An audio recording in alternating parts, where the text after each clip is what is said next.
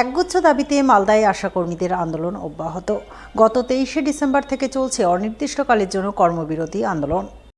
সেই আন্দোলনের নবম দিন বুধবার আশাকর্মী ইউনিয়নের সদস্যরা মালদা শহরে মিছিল করেন। মিছিলে সামিল আশাকর্মীরা তাদের মাসে 15,000 টাকা বেতন প্রদান, সমস্ত বকেয়া উৎসাহ ভাতা অবিলম্বে প্রদান, বকেয়া ভাতা ধাপে ধাপে প্রদান বন্ধ করা, কর্মরত আশাকর্মীর মৃত্যুতে তার পরিবারকে এককালীন 5 লক্ষ টাকা প্রদান, মাতৃত্বকালীন ছুটি 180 দিন করা ইত্যাদি নানান দাবি দেওয়া তুলে ধরে সরব হন এবং দাবি পূরণ না হলে লাগাতার আন্দোলন চালিয়ে যাওয়ার হুঁশিয়ারি দেন।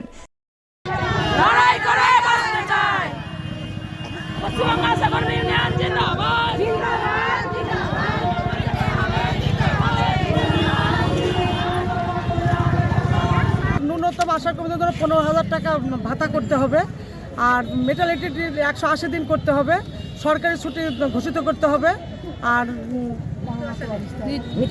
মৃত আশাকর্মীদের জন্য 5 লক্ষ টাকা তার পরিবারকে দিতে হবে।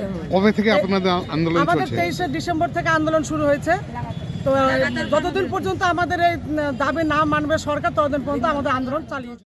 অন্যদিকে পশ্চিমবঙ্গ আশাকর্মী ইউনিয়নের ব্যানারে বুধবার একগুচ্ছ দাবিতে আন্দোলনে নামেন কালিয়াচক 3 নম্বর ব্লকের আশাকর্মীরা। তারা বৈষ্ণবনগর খেলার মাঠে জমায়েত করে মিছিল করেন গোটা বৈষ্ণবনগর সদর এলাকা জুড়ে। মিছিলের পর আশাকর্মীরা পৃথক পৃথকভাবে কালিয়াচক 3 নম্বর বিডিও অফিস এবং ব্লক স্বাস্থ্য আধিকারিকের দপ্তরে গিয়ে বিক্ষোভ কর্মসূচি পালন করেন। তারা 8 দফা দাবিতে সুর চড়ান। দাবিগুলির মধ্যে আশাকর্মীদের মাসে 15,000 টাকা বেতন প্রদান, মোবাইল ব্যবহারের ক্ষেত্রে ফুল রিচার্জের ব্যবস্থা করা, কর্মরত অবস্থায় আশাকর্মীর মৃত্যুতে তার পরিবারকে এককালীন 5 লক্ষ টাকা প্রদান ইত্যাদি ছিল অন্যতম। এই সমস্ত দাবি পূরণ না হওয়া পর্যন্ত লাগাতার আন্দোলন চালিয়ে যাওয়ার হুঁশিয়ারি দেন আশাকর্মীরা। 8 দফা দাবি নিয়ে বিডিওর কাছে এবং বিএমওএইচআর কাছে জমা দিতে এসেছি। 1 নম্বর দাবি হচ্ছে আমাদের 15,000 টাকা মাসে দিতে হবে, আর 2 নম্বর হচ্ছে ভাতা নয়, আমরা বেতন চাই।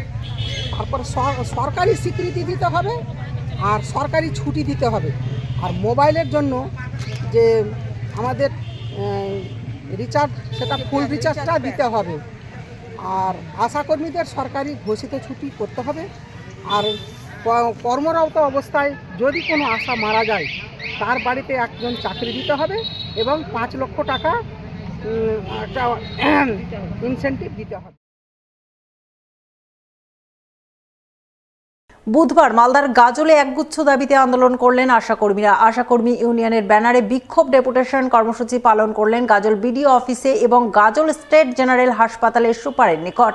এদিন আশাকর্মীরা যে সমস্ত দাবিতে বিক্ষোভ ডেপুটেশন কর্মসূচি পালন করেন তার মধ্যে আশাকর্মীদের মাসিক বেতন 15,000 টাকা প্রদান, মোবাইল কেনা এবং ব্যবহারের ক্ষেত্রে কোনো শর্ত আরোপ না করা, বকেয়া ভাতা প্রদান ইত্যাদি ছিল অন্যতম।